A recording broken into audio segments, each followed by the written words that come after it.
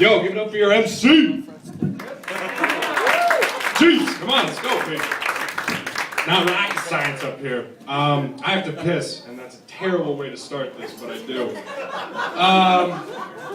All right. So, how you guys enjoying your meals? You enjoy them? Good? So what did you eat then? Jeez. I had McDonald's on the drive over here. Oh, fuck, dude. It's awful. I had McDonald's, and McDonald's is deceptive. It really is, because you get McDonald's, and get the fuck out of here. You get McDonald's, and it's sexy, you know? McDonald's at first is sexy. You start to eat into it, and it's great during. But as soon as that ends, and that shame starts to come over you, you really think you should go see a doctor.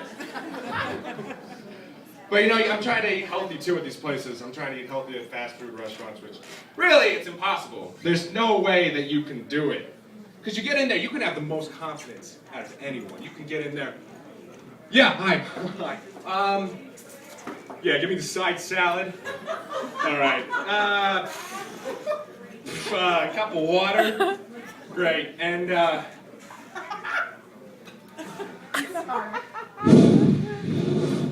shit. And with a double cheese, triple bacon, ass blaster 3000.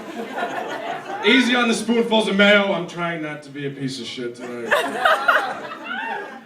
But, you know, I drove 4 hours here. I'm going to college, actually, in New Hampshire. I drove 4 hours here from my apartment. Now, my apartment, I'm living with 3 girls. Just me and 3 girls. Yeah, attractive girls at that. I'm not living with fuglos. I'm living with these girls. And the sex, man, oh, that I don't have, oh, you can taste it.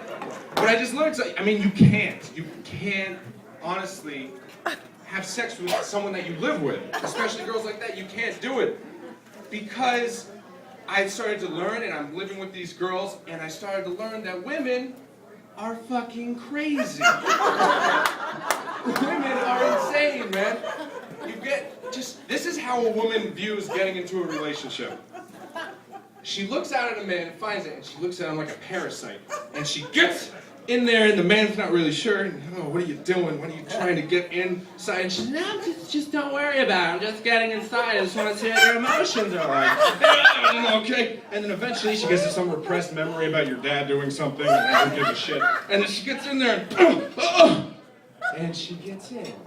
And it's good for both people. The man has someone inside that cares about him, and the woman has a puppet that she can use for a while. But eventually, over time, she starts to look out and see the world is better than this.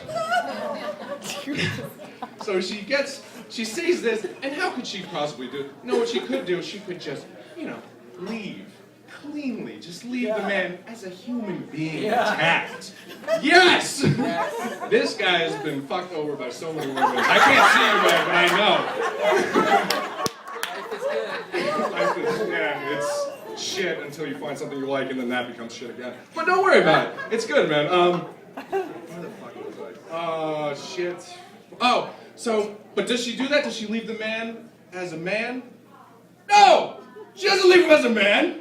She fucking tears out like in an alien movie, just and she leaves the man as a crumpled, he falls down, he's just a crumpled piece of just laundry, like a laundry pile that's flesh colored. That's what's left of the man. She's holding out there, and she's standing there with the beating heart still in her hands. And the man's like, can I just have something back, please? And she looks back and throws at him. And that, in a nutshell, is why I don't fuck any of my roommates. That is basically why. Yeah, but I mean, I got these rules now because I'm living with 3 women. I have to start doing things because I'm the majority out. And I'm living with them, and one of them, well, they're all hippies, if that gives you an idea. And I am not a hippie. Not at all. The closest thing I am to a hippie is when I have just total dirty laundry, and I turn my boxers inside out and wear them for like a week. That's the closest I've become to being a dirty hippie. So, it was a Alright, guys. An environmentalist. She's an environmentalist. Do we have any environmentalists here first? Yeah, right here. Yo! She's a big one. Stand up, please. I need you. Don't wave your hands. Fuck you and everything you stand for. I hate you and I hope you get molested by a tree. Because environmentalists, they put up these rules.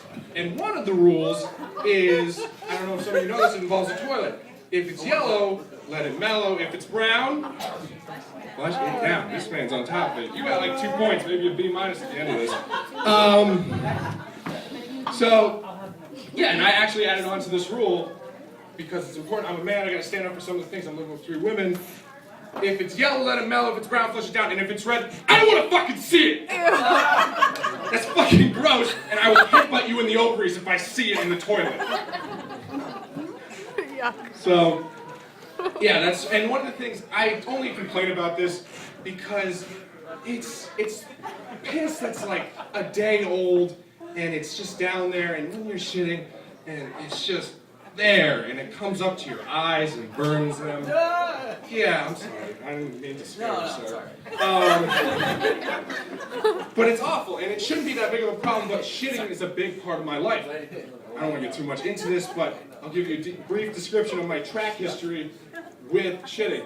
I'm lactose intolerant, but I'll eat cheese. A lot of cheese.